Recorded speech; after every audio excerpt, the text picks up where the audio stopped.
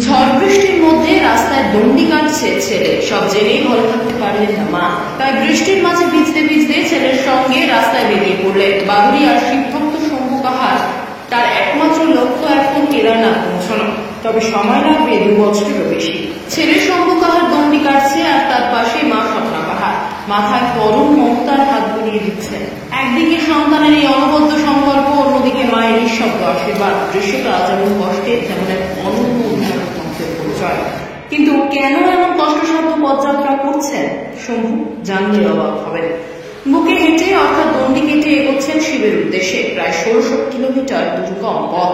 রোদ বৃষ্টি কাদা কিছুই আটকাতে পারছে না বাদুড়িয়ার এই শিব ভক্তকে। তার এই তপস্যার যাত্রা এখন গোটা অঞ্চলের নজর কেড়েছে। সাধারণ পথ নয়, ভক্তি আর প্রতিজ্ঞার এই পথের প্রতিটি কদম যেন এক একটি মানতের বীজ। জানা গেছে, বিবাহিত জীবনে একাধিকবার সন্তান নষ্ট হয়ে যাওয়ায় শম্ভু মহাদেবের কাছে মানত করেছিলেন সুস্থ সন্তান পেলে তিনি দণ্ডি কেটে কেদারনাথ পৌঁছবেন। সেই প্রতিজ্ঞাই আজ বাস্তব রূপ নিচ্ছে।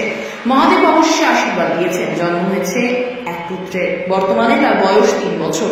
আর সেই প্রতিশ্রুতি পূরণে আজ শম্ভুর এই দুরূহ যাত্রা। প্রতিদিন কয়েক কিলোমিটার করে কাদা জল পেরিয়ে শরীর জুড়ে ক্লান্তি মেখেও শম্ভু এগিয়ে চলেছেন অটুট নিষ্ঠায়। গা হাত পায়ে কাদা, পেছনে না তাকিয়ে মুখে মহাদেবের নাম, শুধু সামনের দিকে এগোনোই তার এক মহান জ্ঞান। আশেপাশের মানুষ, পথচারী, দোকানদার, এমনকি যাত্রীদের চোখে বিস্ময়। কারো হাতে দান, কেউ ফল দিয়ে সাহায্য করছেন, আবার কেউ পায়ে মাথা ছুঁয়ে প্রণাম করে ফিরে যাচ্ছেন। কেদারনাথ যাওয়ার অনেক যাত্রা দেখা গেলেও এভাবে বুক দিয়ে পথ মেপে চলার দৃষ্টান্ত বিরল। রাত কাটছে পথে, মন্দির কিংবা স্থানীয় কোনো ক্লাবে। খাবারেও রয়েছে কঠোরতা, শুধুই নিরামিষ ও ফলমূল। শারীরিক কষ্ট থাকলেও মনোবলে এক বিন্দু টোল খায়নি। ভক্তির শক্তিতে শম্ভু এগিয়ে চলেছেন এক বিশাল মানসিক যুদ্ধে, যার শেষ গন্তব্য দেবাদিদেবের চরণধুলি। মাথায় মায়ের হাত, বুকে মহাদেবের নাম। এই 2 আশীর্বাদে শম্ভু কাহার এখন ছুটছেন কেদারনাথের পথে। দেখছি এটা ভীষণ একটা কঠোর একটা সাধনা, যেটা মানে মানুষ ভাবতে পারে না যে এত কঠোর একটা সাধনা যে মানুষ যেতে পারবে। কিন্তু ভাইটা যাচ্ছে, ভাইটার মনে একটা বল আছে, সেদিক থেকে ভাইটা আশা করে যেতে পারবে। দাদা আমার একটা মানসিক আছে বলে যাচ্ছে, বুঝলো তো?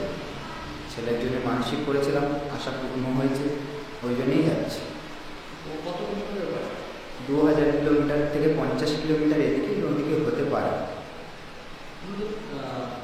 মানসিক মানে বাচ্চা আসছিল, পেটে নষ্ট হয়ে যাচ্ছিল বারবার, 3 মাস 4 মাস হয়ে গিয়ে নষ্ট হয়ে যাচ্ছে।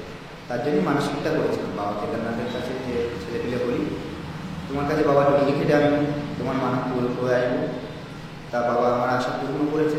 তো আমারও তো বয়স দিন দিন বেড়ে চলেছে, ওই জন্যই আমি এই 11 তারিখ মানে সকাল 10টা থেকে বেরিয়ে পড়ছি বৃহস্পতিবার। কোনো কষ্ট হচ্ছে না? না, কোনো কষ্ট হয়নি, কোনো অসুবিধা হয়নি, বাবার আশীর্বাদে। মানুষের সহযোগিতা কেমন পাচ্ছে? অবশ্যই, মানে আর্থিক অবস্থায়, ভালোবাসা, খাওয়া দাওয়া, কোনো দিক থেকেই কোনো কষ্ট পাই না এখন। আমি নিরামিষ খাবার খাচ্ছি, ঠিক আছে, এমনি ফল খাবার খাচ্ছি। কতটা সময় লাগবে? এবার কতটা সময় তো লাগবে ওটা বলতে পারবো না, তবু 2 বছর 2.5 বছর লেগে যেতে পারে। হ্যাঁ, যোগাযোগ তো রাখতেই হবে, যোগাযোগ তো রেখেছি। হ্যাঁ, আমার বাবা নেই, মা আছে, ভাই আছে, বোন আছে, সব তো বাইরে কাজ করে, নিজের বিয়ে হয়ে গেছে। আমার বাইরেতেই কাজ করি, গাড়ি চালাই। এখন বাড়িতে এসেছি, তার জন্যই এখন থেকেই শুরু করে দিচ্ছি। বয়স হয়ে গেলে তো আর করতে পারবো না।